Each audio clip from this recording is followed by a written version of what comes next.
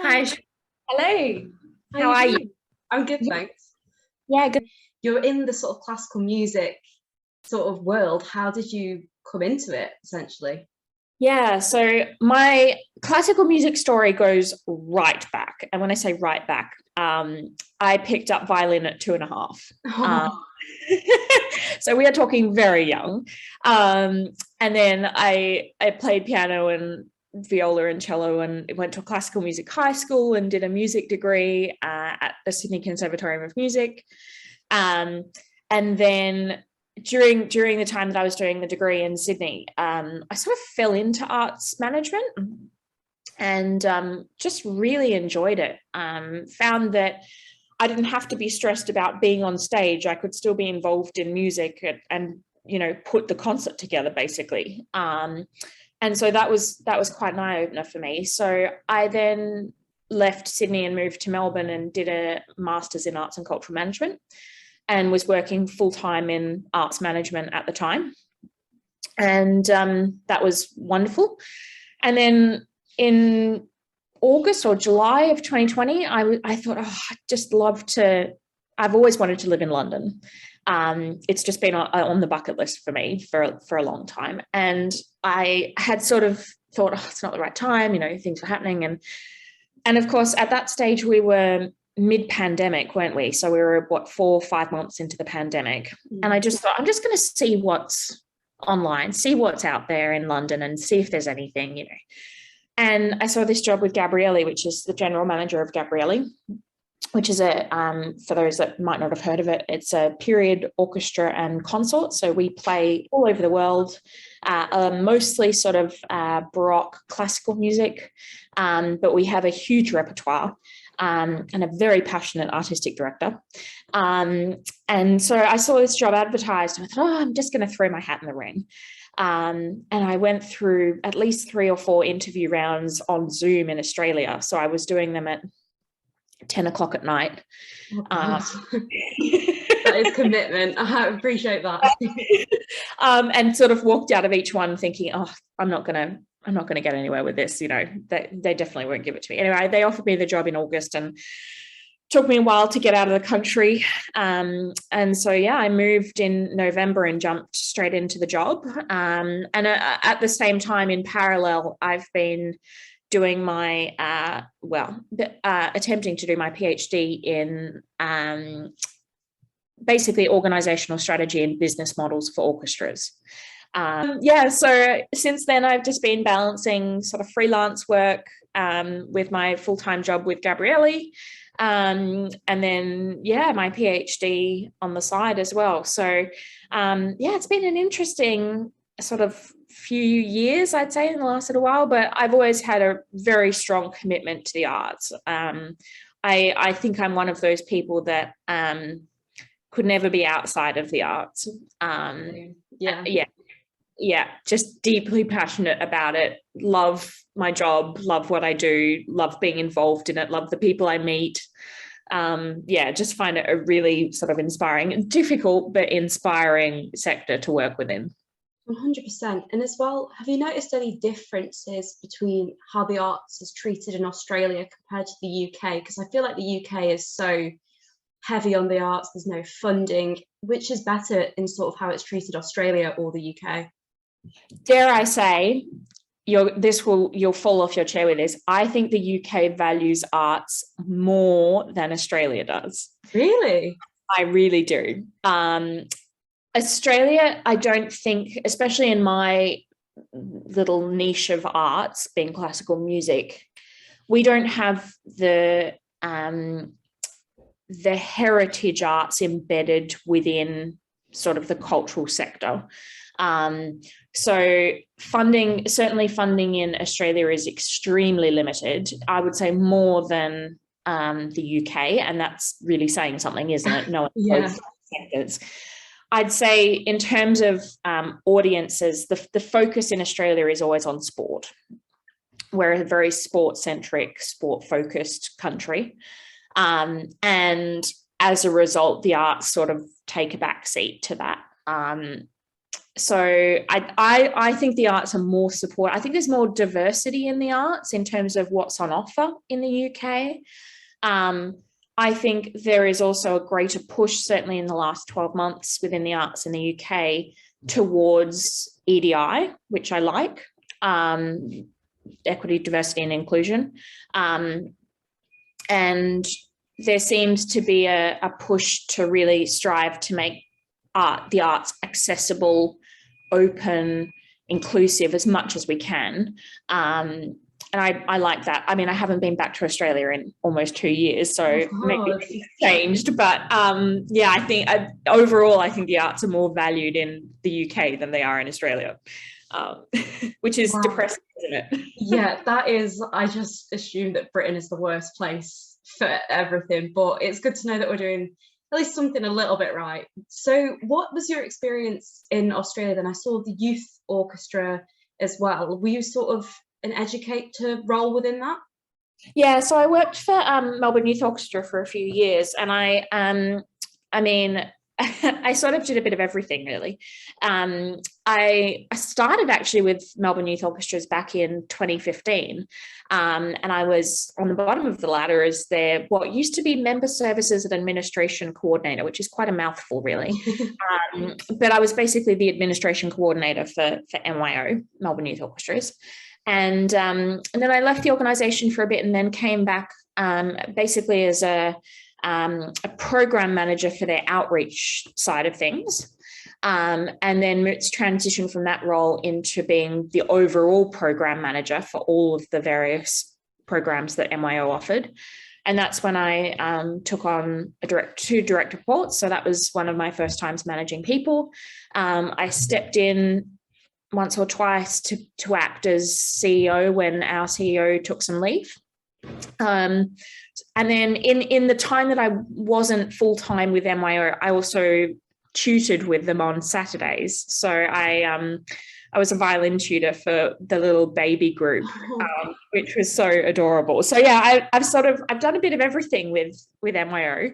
And that was, yeah, that's really prompted for me a huge focus on music education, and making sure the next generation, you know, they don't, one of the things we do with Gabrieli is a program called Gabrieli Roar, which is a choral training program. And it's a huge focus for us. So for us at Gabrieli, Roar is not just outreach, it's very much embedded within everything that the organization does. And for me, that has my passion for Roar actually started with MYO and trying to get young people into classical music. And there's no expectation from either organization that these kids are going to become world-class musicians. I think all we're trying to do within music education, and this goes across Australia and the UK, is just build new audiences, build new supporters to future-proof the art that we love. To make sure that, you know, young kids, when they grow up, they want to go to an orchestra concert or to see a choir, or, you know, and if they do have a family later on, well, maybe they might want to get their kids involved in playing violin, or at the moment, I think it's ukulele is the is the hit instrument. So we're just trying to create the next generation of music lovers, really. And I feel like any music education program that has that as their ambition and that just wants to widen the access into that for young people, I can firmly get behind. That's a bit of a long-winded waffle for your answer, for your question. No, that's perfect. That's what I want. And as well, like, because this is something I've always thought about classical music. Well, in this country anyway, it feels very inaccessible. I feel like unless you're brought up in a family who value it within their culture, or you've got money to be able to go and see these concerts and stuff, it's quite difficult for working class kids to really get into it. So you just mentioned Gabrieli Roar. How exactly does it help, like, sort of disadvantaged groups get into classical music? Yeah, so I'll do the first part of the question, which was that yes, there are a lot of my research, academic research, was focused on barriers to participation in music, and a lot of these we don't even realize when we're in the sector is a barrier to participation. And we're not just talking the basic things like ticket costs. We're talking how we actually experience classical music. So it can be extremely off-putting for people to not know what to wear, or to have to sit in silence in rigid rows of chairs, or to not know when to clap at a certain moment. All of these things that people worry about, that they're going to look silly or do the wrong thing or anything like that. It's a barrier. It's a barrier to participation. So I've done a lot of research into that area. In terms of what Gabrieli Roar does, we're very different to other organisations in that the majority of our work is with full choirs. So we're not like National Youth Choirs of Great Britain, who work with individual singers.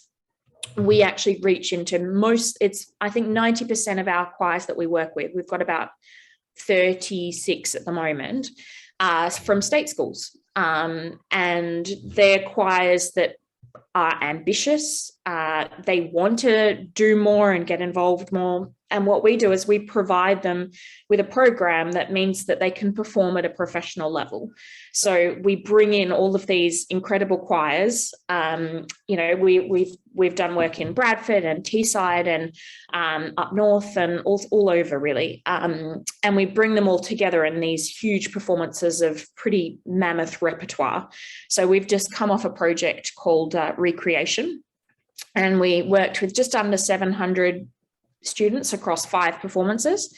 And all of these students in these performances had virtually never stepped foot. We did concerts in York Minster and Ely Cathedral and Durham Cathedral, and half of these kids had never even stepped foot in that, let alone performed this piece, which is almost 2 hours long, is incredibly complex, but is such a cornerstone piece of repertoire. And they performed it with a professional orchestra, and it was a professional performance. You wouldn't have thought these kids were, 13 years old, having just sung with their school choir. They were absolutely standing side by side with our professional musicians and singing their heart out. And that's the sort of thing that we want to do more of with Gabrieli Roar. So, we're in the middle of a huge expansion at the moment for the program. And we just want to create more of those opportunities for young singers to get involved in choral music. Yeah, it sounds like a big focus as well, because a lot of sort of groups do this as a token gesture, but it feels like a real ethos behind what you guys are doing. Yeah, absolutely. I think we never see Gabrieli Roar as being a commercial enterprise. It is completely social. It is absolutely about, we have a pretty expansive bursary program because we never want finance to be a barrier to participation. A lot of our projects, especially our workshops, don't have a participation fee at all. We try and reach out to music education hubs or other choral training organizations or music teachers or education organizations to try and identify choirs and build our collection of choirs to get involved in the program. So we've got this incredible little film that we're working on at the moment that we can't wait until we can release. But we hope it absolutely sums up brilliantly the passion and the energy of Roar as much as the impact. So yeah, and that's something I think me personally, I feel extremely passionate about. I think everyone on the Gabrieli team, and especially our artistic director, just 110% believes in the work and the impact of Roar and how meaningful it is. I think a lot of people in the arts probably wouldn't work in the arts if they weren't passionate about what they're doing. And so for us, this is our passion project. This is what we want to do. And a lot of our professional work funds the work that we can do within Roar. Amazing. Yeah, so as well, because it's like historical music, it draws from different periods. Do you think that's so important in engaging people that wouldn't otherwise be engaged in classical, this sort of very different approach to classical? Yeah, I think the difference for us is that where the repertoire that we choose is ambitious but accessible. So we put the bar right up high, but at the same time, we choose repertoire that we know they can latch onto, that we know that once they've got it in their head and they know how it all fits together, it's within their capacity and their capabilities. So that's one aspect of it. I think the other aspect of what we do with Raw and why it's so successful is the scale of what we do, because we don't work just with a choir of 15 young singers. We work with sometimes up to 300 or 400 singers at a time. So it's huge, it's absolutely massive. And we put them with an orchestra of 60 musicians and then 3 soloists, and we put them in these enormous cathedral venues that can hold up to 1,000 audience members. So it's a huge cultural experience, and it's not just the music, it's the music plus the venue, which holds so much tradition and heritage to it anyway. It's the skill of our professional musicians and connecting them and standing side by side with them. We have 2 phenomenal chorus directors in Charles McDougall and Emily Dickens, and they bring so much experience with them, but they balance out Paul, our artistic director, and so they might do some fun warm-ups or body percussion or chant, or they bring in sort of a bit of to shake things up and make sure that nobody's getting too sleepy during those 3 o'clock afternoon rehearsals and when you've just had a big lunch. So it's a fantastic program, and I think the repertoire is just part of it. It's part of it. I think the whole experience of the scale, the venue, the audience, the preparation, all of it put together just makes it a really impactful program. I suppose, have you had feedback from kids or parents about the Gabrieli Roar program? Yeah, absolutely. Certainly after our most recent project, we had so much feedback and so many young singers reaching out to us. And I think now more than ever, it's become particularly critical because we've just come out of the pandemic, still in a pandemic. Young people weren't really able to sing in choirs for about 18 months. So if there were limited opportunities before that, they virtually disappeared during the pandemic. So for us, the project that we've just finished, Recreation, it was very much about driving a choral reboot. We were determined to get young people singing in live settings again. That was the focus of the project.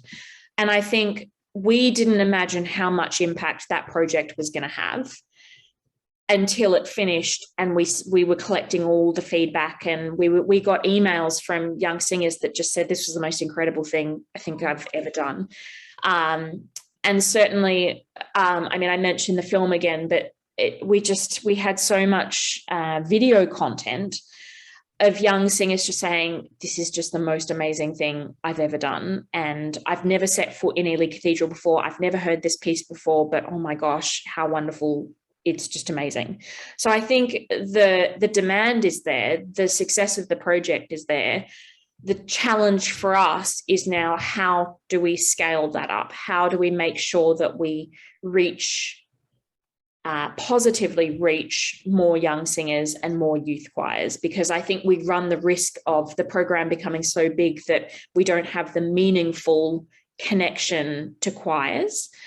We never wanted Gabrieli Roar to be a fly-in, fly-out. We call it FIFO in Australia because that was the mining, fly-in, fly-out. We never wanted it to be a FIFO program. We always wanted to have sustained connection. So when we connect with new choirs, we're not looking for a choir to just sign up and do a project and then we'll never see them again. We're looking to say, okay, you come and do this project, and then in 6-12 months time, we can get you into this. And then after that, we can help you here. And then, and we really want to build, it's quite bespoke, and there's a lot of time and energy that goes into crafting relationships and support and all of the things that work in the program. But I think it will be worth it to make sure that the impact that we have is the greatest that it can be. Definitely. And as well, you mentioned these kids like have had nothing over lockdown, they've been inside. And I do wonder how bad sort of mental health within young people has become over the pandemic. Do you feel that as you've like helped, I'm trying to think how to word this, as you've helped kids through this program, you've seen like improvements in their mental health, or you've even seen them maybe like discuss how they've been feeling a lot more, because art is such a good way to communicate feeling as well? Yeah, I mean, it's a good question. And sometimes I think you don't necessarily get an answer to that question straight away. I think now we're in a stage where singing and music and art have been back for a few months now. I think the way we'll see that is over the next 6 months. Mental health is not something I think that just you tick over and, you know, you've done a project, you were struggling before the project and then you're not struggling after the project. I never think that's how mental health works. I think it's very much art is a, dare I say, a canvas. Art is an opportunity for young people to express themselves, for them to learn about themselves, for them to try and work out what is going on in their head at any given point in time. And I mean, we know growing up is no easy feat, especially being a teenager, especially going through adolescence. It's a bit of a minefield. So I think for us, I wouldn't want to say, you know, we've changed mental health in teenagers purely by our project. I think what we've done is we've provided them an outlet. We've given them an opportunity to experience something really positive, to experience something that's part of a collective, because obviously mental health can be a very solitary, lonely thing to go through. So I think what our program does is provide the chance for young singers to come together and meet other young singers and work with their choir and build community. And I think that's really important for mental health. I think what will happen is over the next 6 to 12 months, we'll get a sense of how our program has helped with young people getting through the pandemic. I mean, I can't even imagine how difficult it would be to have been doing sixth form or senior secondary school during a pandemic, trying to grow up, trying to, you know, learn about everything and do exams and all of these sort of things, and be faced with, you know, social distancing and restrictions and not being able to go anywhere and not being able to meet face to face and having to do all your classes on Zoom. So I think Raw and Recreation in particular has tried very hard to make sure that we bring some sense of community back to young people. How do you get people to hear about Gabrieli Roar? Because I feel like I've never heard of it, obviously, but I don't have kids, so I wouldn't put them forward for it. But I think it's good to get it out there. And how do you get it out there so people can access it? Yeah. We talk to music teachers, music directors, basically we want to have conversations with everyone.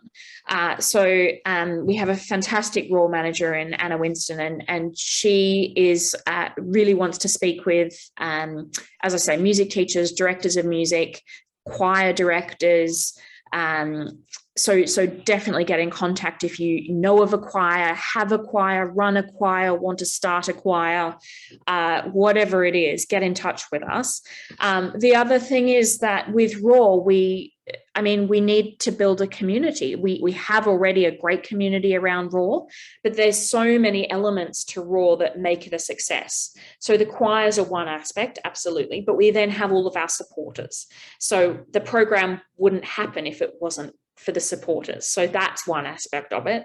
We have partner organizations, we have venues, cathedrals, all sorts of things, corporate partners, and all of these various cogs make the wheel turn.